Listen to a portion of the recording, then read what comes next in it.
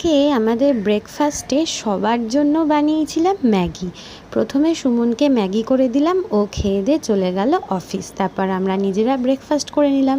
ভাবলাম কিছু একটা এক্সট্রা কাজ করা যাক। এই আলমারির মাথার ওপর সব কিছু অগোছালো হয়েছিল, তাই চট করে সেগুলো নিলাম গুছিয়ে। আর তারপরে তো নিজে নোংরা হয়ে গেলাম, তাই ঝটপট করে স্নান সেরে নিলাম। রাইকেও স্নান করিয়ে দিলাম। রাইকে তারপরে লাঞ্চ করিয়ে দিয়ে নিজে বসে পড়লাম লাঞ্চ করতে। ছিল ওল ভাতে আর ডিমের কারি। এদিকে আমার পারফিউমগুলো সব শেষ হয়ে গেছে দেখে বর বিকেলবেলায় এতগুলো পারফিউম এনে দিল।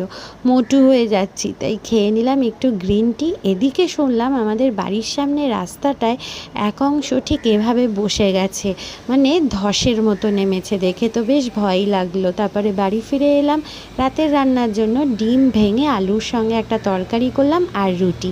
আজ তবে এইটুকুই। দেখা হচ্ছে নেক্সট শর্টসে। সবাই ভালো থেকো, বাই।